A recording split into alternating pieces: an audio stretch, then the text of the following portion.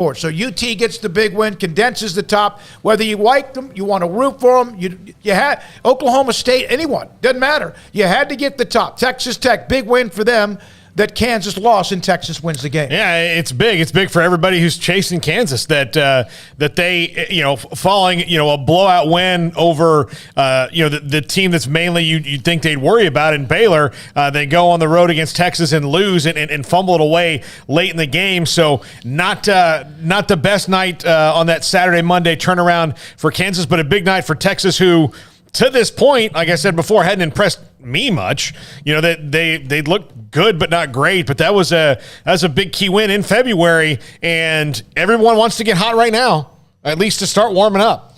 Yeah, it's a big win for UT. I mean, to beat Kansas 3 times in a row, that's not an easy achievement. So hats off to Chris Beard and company for getting that done. And yeah, just what a brutal letdown and kind of the air let out of the room for Kansas after feeling so hopped up on Saturday with that just total butt whooping of Baylor. I mean, they had to feel great about that, and then to turn right around and get beat by Texas is a little bit of a downer. But, just the craziness of the Big 12. You got 4 teams in the top 25, all separated by less than 2 games. So it is, not quite down to the nitty-gritty, but we're getting there, and right now it's a pretty tight race. Some teams have just 7 games left. Some have 8. Heck, TCU has a bunch of their schedule still left. In fact, 10 games because they've had some that didn't get played. And right now there are 6 teams in the Big 12 within 2 games of the lead against with Kansas leading the way right now just over Baylor and Texas Tech. So let's discuss Baylor.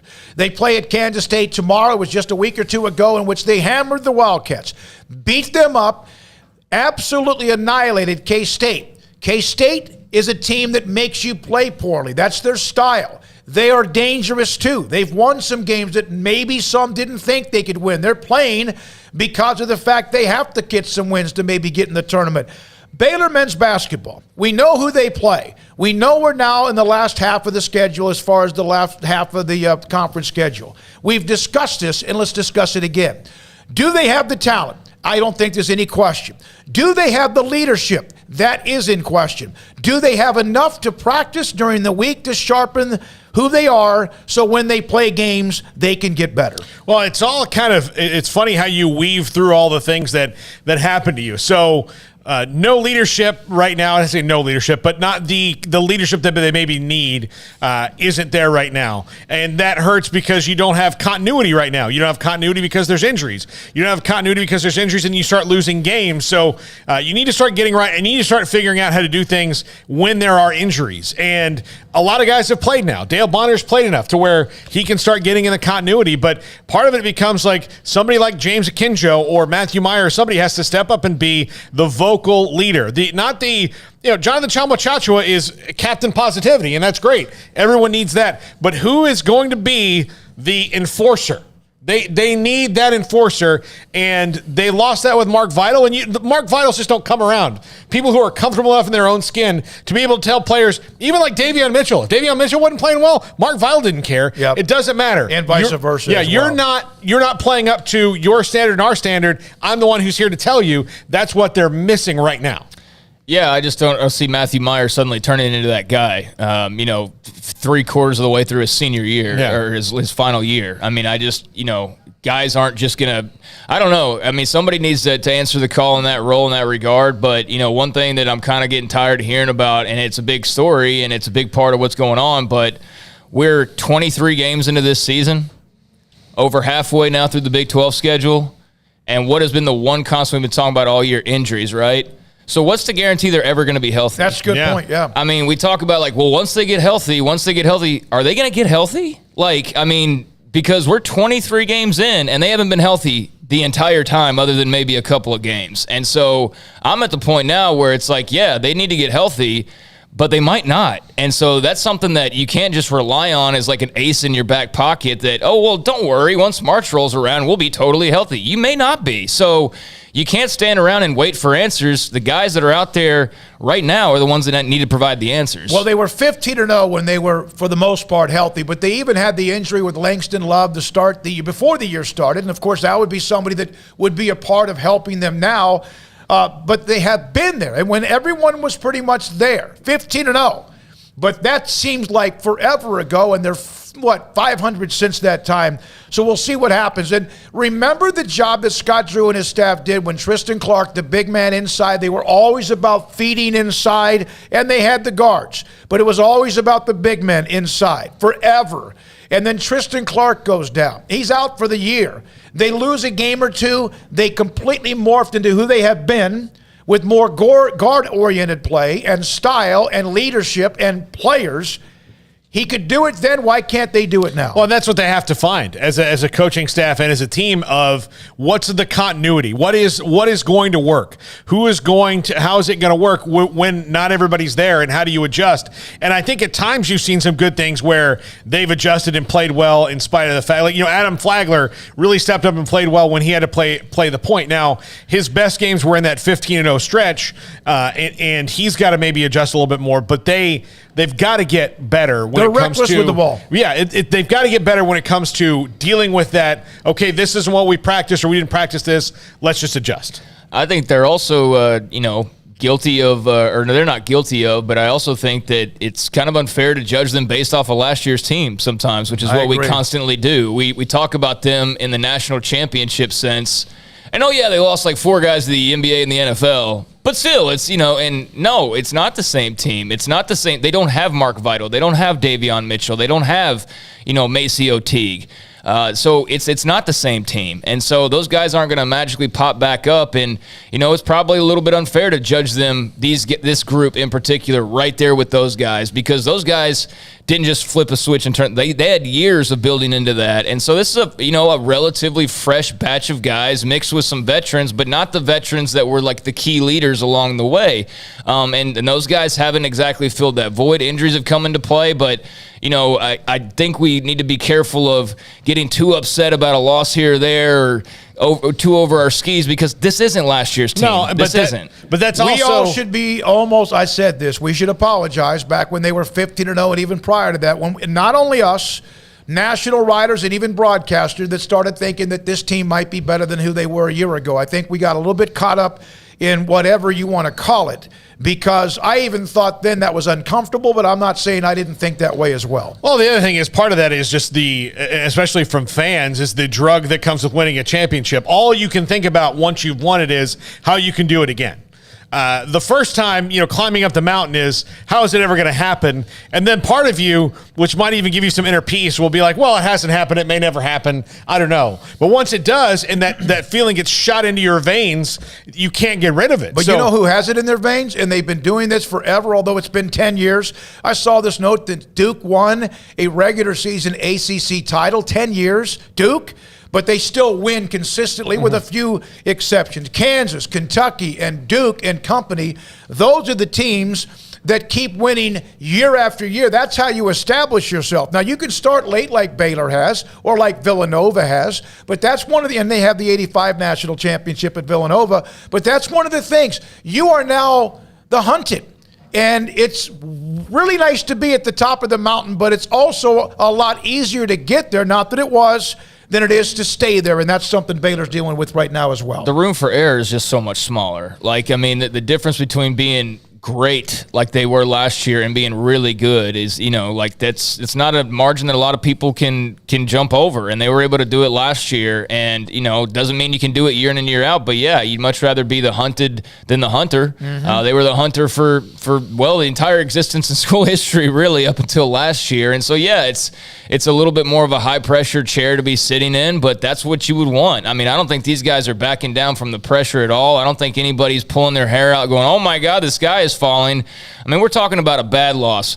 How many bad losses have we seen to Kansas over the years? Now, not quite to that extent with this good of a Baylor team, but there's been a bunch of them. So, and Scott how many? Drew's 1-18 at Kansas. There you go. So, I'm not pressing the panic button on Saturday, but it was an alarming showing from the lack of energy standpoint, and just kind of do they want to be here? This is Kansas on the road.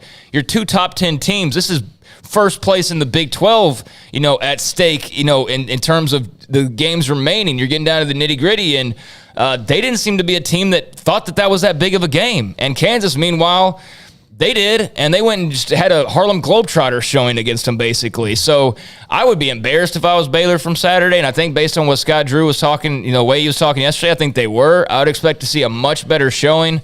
The sky isn't falling, but the sky also isn't as clear and blue as it was last year. And so it's going to be very interesting to see how these next few weeks play out for this team. We have three who help co-host this show. We have Craig Smoak and Paul Catalina, and I'm a part of that as well. And it's great when we're all three together, but we have had instances, whether someone has been sick or because of technical reasons or travel or special events, when we're not all three together. And we have to still figure out the chemistry, the camaraderie. It's a lot better when all three of us are here. At least I think so. But at the same time, if he's out or I'm out or two of us are out, it does interrupt a little bit of the flow of what we do every day. That's just the analogy from what we do. And the same thing with whatever business you are in as well. Right now, there are times they practice and they don't know who's going to be there. Think about that if you're Scott Drew and the coaching staff trying to set up a game plan, trying to set up a practice. Hey, who can practice today? Who has the pain threshold today? Who can't play today? Who's in protocol today? And that's something everybody has to deal with that. And this year they're dealing with it more than they did in that year last year that was so magical. Well, they got to experience their collective strife together when they all got COVID at the same time. I mean, that was kind of the miracle of last year is, the injuries weren't major. Nobody, not to say that people didn't get hurt or had to play through some stuff, but nobody tore their ACL. Nobody broke a foot. Nobody, had a broken hand. Mark Vidal played through that, his nose, he had to wear a mask a little bit, but that was the worst thing that happened outside of everybody kind of getting, I say everybody, but the majority of the team getting COVID for most of the month. But after that, I mean, everything was fine. Yeah, they all got riddled with it pretty heavily, like the women did earlier this year. The women's basketball had to deal with COVID almost, it seems like, across the board. It's part of it. Now, no one's going to feel sorry for you. No one feels sorry when Kansas or Duke and Kentucky lose it. I'm not trying to compare Baylor overall over the history of basketball to those are blue bloods. I get that. But you want to get to the top, and then when you do, so you're going to face usually the person that you play their best because you are the defending national champions, and there's a little bit of that. It would have been hard with everyone healthy, but would they have 4 losses with everyone healthy? No. No, they would probably have maybe 1 or 2 because at one point they were 15-0 on the year. How many losses? 4. 4 losses. We're freaking out over 4 losses. Yeah. 19-4. They're in no danger of missing the tournament unless a nuke goes off in Waco. I mean, because they're going to win some of these remaining 8 games. They're going to be in the tournament. I mean, shoot, they're going to be one of the top teams, in consideration. So, yeah, I mean, I think everybody's got reason, again, to be a little bit worried about what they saw on Saturday, but I'll be far more worried if they come out against Kansas State. You got 8 games remaining. 4 of them are against top 25 teams, and not even top 25s, like top 10, top 20 teams. So half your schedule's against ranked teams. You can go out with a bang or you can go out just pitiful. And they played pitifully on Saturday. I would imagine they're going to have a big-time turnaround against Kansas State. And if they don't, that's when I would raise the alarms and the red flags and really go, okay, wait a second now. Now we're starting to get into, weird territory here if you're falling to K-State. That would be the alarm bells. You played 500 since 15-0. You've had some adversity. You've used – some of it has hurt you, and some of it you've been able to fight through. And then, again, in the Big 12, the schedule never gets better. There are no off nights. We've seen that from start to finish. Even if you have a team like Oklahoma that's been struggling, or West Virginia, they had to fight, scratch, and claw to beat West Virginia at home when West Virginia was on a pretty lengthy losing streak as well. So that's where we are. Baylor right in the mix. The losses, again, of teams at the top, but they are about to hit a stretch where either are a part of this championship drive or you're not. And the excuses are there, but everybody else has those same type excuses, some a little bit more or less than others. All right, 254-339-1122. 254-339-1122. That's the number on the text line. Also, the chat room is bouncing about left and right a lot about, Virginia had a huge win against Duke after Duke had the big win against North Carolina. That was another story from earlier today. Now, Texas, let's discuss them for a little bit because it's been kind of easy for everyone to kind of pick at them a little bit, right? Not really any quality wins. Well, they have one now, and it was a nice one against Kansas. And now they set up their schedule. They had no really good quality wins. They've now beaten Kansas 3 times in a row. Baylor fans, as good as Baylor was last year, they could never say that. It's hard to beat them. And now I think that game against Texas Tech on the road, even though they were beaten and it was treacherous, so to speak, did that environment bring them together a little bit? Did they get better despite losing that game at Texas Tech? They beat Iowa State by 20, plus they just beat Kansas, and obviously Baylor around the corner. Well, I mean, maybe Baylor can do the same thing after what happened at Kansas. Maybe it did for Texas. Maybe it woke them up. We'll see. I mean, with Texas, it's always been too good and too bad, or, too good and 3 bad, or, they kind of haven't found themselves as a team yet, but that was a big one last night, so maybe it did. I think they found themselves as a team. I just think they are who they are. I just think that they're a team that's going to muck it up a little bit. You got some great players on that roster, some really talented guys. I just think that, who are you comparing them to? You're comparing them to Kansas. You're comparing them to Tech. You're comparing them to Baylor. You're comparing them to other really good elite teams. And we got to remember, this is a hodgepodge roster. There's just kind of mixed mash of transfers and even Baylor's national title team, they had transfers on there, but they had transfers that were around for 2 or 3 years before you really knew too much about them. Whereas for UT, their transfers are pretty much thrown right into the fire right away. And so I think they're still sorting themselves out a little bit, but I definitely think that they're on to something. And I think I said last week after the Tech game that that's the type of game that makes you better even in a loss. And I think that it did that. I mean, there's not going to be too many games they play in where there's going to be more high-pressure situations.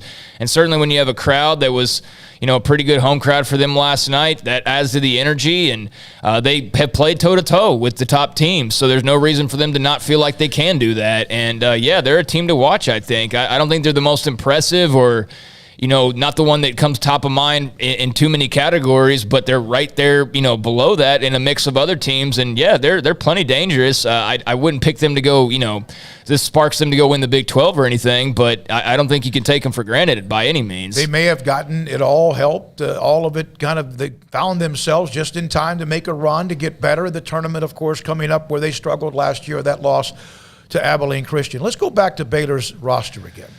I know that they have the freshmen in Kendall Brown and also in Jeremy Sohan, who at times have been, depending on which game or moment, they're better players. Not all the time, but at times. When they had Jeremy Sohan out, it seemed like they blew the gasket a little. They had a little oil leaking.